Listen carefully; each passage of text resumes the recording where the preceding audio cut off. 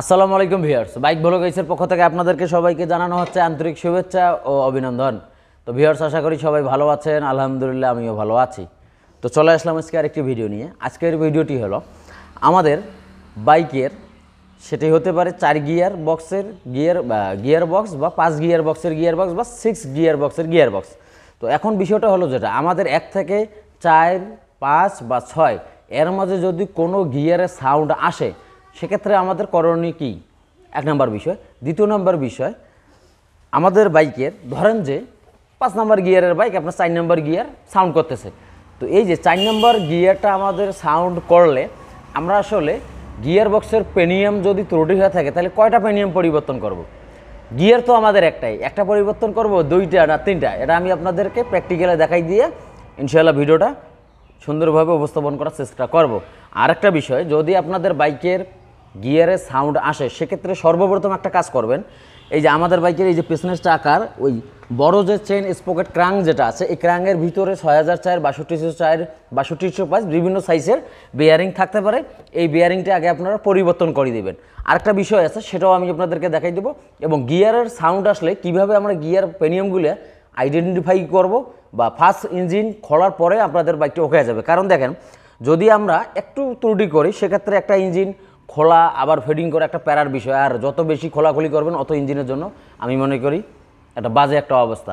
তো কথা বাড়াবো না, চলুন আমরা ভিডিওতে চলে যাই। তো ভিউয়ার্স, আমাদের সর্বপ্রথম বিষয় হলো যেটা, আমাদের গিয়ার পেনিয়ামগুলো সঠিকভাবে চেক দিতে হবে। কারণ গিয়ার পেনিয়াম চেনাও একটা বিষয় আছে। আমরা অনেক সময় দেখা গেল গিয়ার বক্স খুলে রাখি, আবার সেটিং করে দিই। কিন্তু বিষয়টা হলো যেটা, কোন শেপে কোন গিয়ার পেনিয়াম অবস্থিত, এই বিষয়টা আগে আমি আপনাদেরকে প্র্যাকটিক্যালে ধারণা দিই। যেমন ধরেন, এটা হলো আমাদের আউটপুট শেপ বা স্পকেট শেপ। এটার সঙ্গে আপনার সামনের স্পকেটটা লাগা থাকে। তো এখানে একটা বিষয় বলে দিই, বাজাজ গাড়িগুলোর মধ্যে দেখবেন এই যে সামনের যে ফ্রন্ট স্পকেট আছে, এই স্পকেটের ভিতরে একটা বুশ থাকে। তো এই বুশটা যদি অনেক সময় এখানে ময়লা জমে জাম হয়ে যায়, সেক্ষেত্রে একটা শেষা সাউন্ড আসে। সেক্ষেত্রে আপনারা অবশ্যই সামনের স্পকেটটা খুলে, এই বুশটা খুলে গ্রিজ করে দেবেন। এখানে একটা বুশ থাকে। তো এখন বিষয়টা হলো পেনিয়াম। তো স্পকেট শেপের আপনার পেনিয়ামগুলো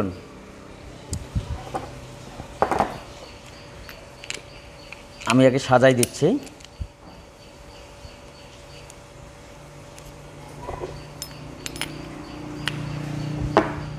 এরকম 2টো ওয়াশার থাকে, পাতলা ওয়াশার থাকবে পালসার বাইকের আপনার স্পকেট শেপের উপরের অংশে। তো এখানে একটা জিনিস দেখেন, যে এখানে এই যে পেনিয়ামটা দেখা যাচ্ছে বড়, তো এই পেনিয়ামটা হলো 1 নাম্বার পেনিয়াম। তার থেকে একটু কম হইল গিয়ে আমাদের এই পেনিয়ামটা, এটা হলো আমাদের 2 নম্বর পেনিয়াম। তার থেকে একটু ছোট, এটা হলো আমাদের 3 নম্বর পেনিয়াম। মানে যে বাইকগুলোতে আপনার 5 গিয়ার থাকে, ওই বাইকগুলোতে আপনার স্পকেট শেপে থাকবে 3 গিয়ার, 1 নম্বর গিয়ার, 2 নম্বর গিয়ার, 3 নম্বর গিয়ার। আর যেগুলো বাইকে আপনার 4 গিয়ার বক্সের ম্যাক্সিমাম বাইকের, ওগুলোতে আপনার ইনপুট শেপে 2টা পেনিয়াম, মানে 2 গিয়ার, আউটপুট শেপে 2টা গিয়ার সেট থাকে। আশা করি বিষয়টা ক্লিয়ার। এখন আমরা যদি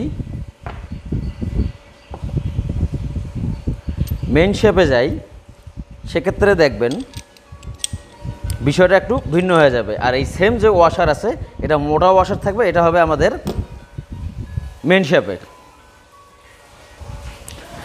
তো আপনার মেইন শেপের ক্ষেত্রে বিষয়টা আপনার আউটপুট শেপ বা স্পকেট শেপের থেকে উল্টোটা যেরকম, এই যে আপনারা একটা জিনিস দেখবেন, যে এই পেনিয়ামটা একটু বড়, এই পেনিয়ামটা একটু ছোট। এখানে 2টা করে পেনিয়াম থাকে, এক একটা করে গিয়ারে, আর অপর দিকে একটা থাকে। এই বিষয়টা আমি পরে আসতেছি।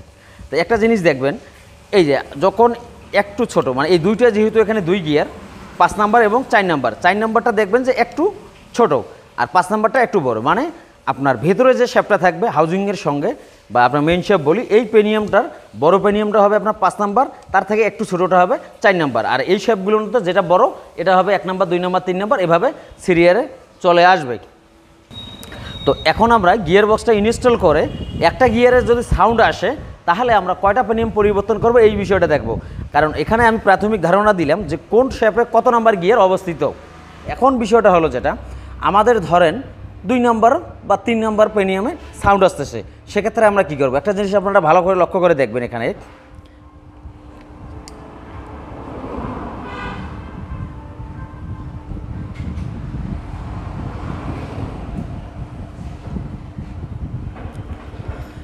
আচ্ছা, আমরা বুঝার সাথে ধরে নিলাম যে আমাদের 3 নম্বর পেনিয়ামের সাউন্ড আসতেছে।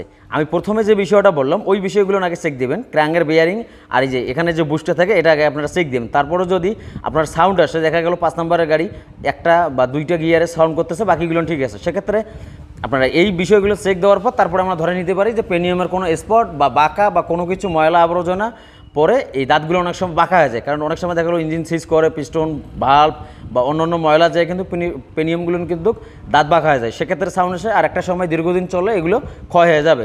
তাই এখন আমরা 3 নম্বর গিয়ারটা দিব।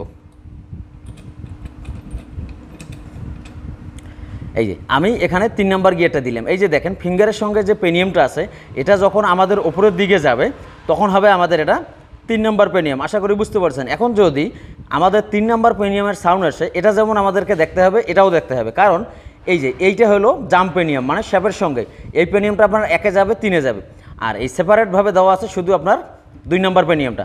তাহলে এই পেনিয়ামেও দাগ হলো আপনার গিয়ারের সাউন্ড আসবে, এবং এই যে ফ্রি পেনিয়ামটা আছে এটা তো যদি আপনার সমস্যা হয় সেক্ষেত্রেও সাউন্ড আসবে। আশা করি বুঝতে পারছেন। তাহলে যদি আমাদের পেনিয়ামের সাউন্ড আসে সেক্ষেত্রে ধরে নিলাম 1-2টা, এটা আমাদের চেক দিতে হবে। কিন্তু আরেকটা বিষয়, এই যে একটা জিনিস দেখেন যে এই পেনিয়ামটার সঙ্গে এই পেনিয়ামটা হলো আমাদের এই হিসাবে ফ্রি পেনিয়াম, আর এই যে এই পেনিয়ামটা এটার সঙ্গে আছে এটা হলো আমাদের জাম্প পেনিয়াম, মানে মেন শেপের। তাহলে সেক্ষেত্রে আমাদের এই পেনিয়ামটাও দেখতে হবে যে কোনো স্পট আছে কিনা। এখন আমরা এক কথায় বুঝে নিতে পারি যে যদি আমাদের গিয়ার বক্সের গিয়ারের কোনো সাউন্ড আসে, কোনো কারণে যদি ইঞ্জিন খুলতে হয়, তাহলে একটা গিয়ারের সমস্যা হলে আমাদের সমান সমান 3টে পেনিয়াম চেক দিতে হবে। এখন সবসময় যে 3টে পেনিয়াম পরিবর্তন করতে হবে বিষয়টা এমনটা একদম নয়, তবে আমরা চেক দেবো। যদি ত্রুটি হয় সেক্ষেত্রে দেখা গেল কিছুদিন পর আবার পেনিয়ামটা আপনার সমস্যা হয়ে যেতে পারে, ইঞ্জিন খুলতে হবে। আপনারা যদি সম্ভব হয় 3টে পেনিয়ামে পরিবর্তন করে দিবেন। সেম একইভাবে এখন এই বিষয়টা আমি এদিকটা আপনাদেরকে এখন দেখাই। এই যে আমি যে বললাম, এই যে দেখেন এটা হলো এই পেনিয়ামটা একটু বড়, এই পেনিয়ামটা একটু ছোট, এটা হলো 4 নম্বর। আর এই যে ওপর দিকে গেলাম, ওপর দিকে হইলো আমাদের 5 নম্বর পেনিয়াম। সেম একই ক্ষেত্রে এই পেনিয়ামটা, এই পেনিয়ামটা, আর পাশাপাশি এই যে দেখেন এই পেনিয়ামটা, এই 3টে পেনিয়ামটা চেক দিতে হবে যদি 5 নম্বরের সাউন্ড আসে। সেম একইভাবে 1, 2, 3, 4, 5, 6 যে জয় গিয়ারের বাইক হোক না কেন আমাদের 3টে করে পেনিয়াম চেক দিতে হবে। তাহলে ইনশাআল্লাহ আমাদের গিয়ারের মানে কাজের যে বিষয়গুলো ইনশাআল্লাহ একদম সমাধান হয়ে যাবে, এবং গিয়ার বক্স থেকে কোনো এক্সট্রা নয়েজ আসবে না। বিষয়টা আমি এজন্যই ক্লিয়ার করে দিলাম। আমরা অনেকেই মনে করতে পারি যে এই পেনিয়ামটা হলো আমাদের 3 নম্বর অ্যান্ড এই পেনিয়ামটা হলো 4 আর 5-এর, সেক্ষেত্রে আমরা এই পেনিয়ামটা শুধু পরিবর্তন করব। এই পেনিয়ামটা কেন পরিবর্তন করব, কেন পরিবর্তন করলাম আশা করি বুঝতে পারছেন। কারণ এখানে 10টা পেনিয়ামের মধ্যে 5টা থাকবে জাম, 5টা থাকবে ফ্রি পেনিয়াম। জাম বলতে যেটা শেপের সাথে মানে মুভমেন্ট করবে এটা, আর যেটা ফ্রি বলতে এই যেমন এই পেনিয়ামটা বা নিচের পেনিয়ামটা ইত্যাদি, যেমন এই যে এখানকার নিচের পেনিয়ামটা, এই যে এখানকার পেনিয়ামটা ইত্যাদি। আর যেমন এই যে একটা জিনিস আমি একটু বলে দিই, যদি আপনার 2 নম্বরের সমস্যা হয়, এই যে দেখেন এটা কিন্তু আমাদের জাম পেনিয়াম, কিন্তু বাট এই যে এই পেনিয়ামটা দেখেন যে এই পেনিয়ামটা আমাদের ফ্রি পেনিয়াম আছে। তো আশা করি গিয়ার বক্সের কোনো সমস্যা আপনাদের আর থাকবে না। তো ভিউয়ার্স, ভিডিওটি ভালো লাগলে অবশ্যই লাইক করে দিবেন, মূল্যবান মতামত কমেন্টস করে জানিয়ে দিবেন। সবাই ভালো থাকবেন, আল্লাহ হাফেজ।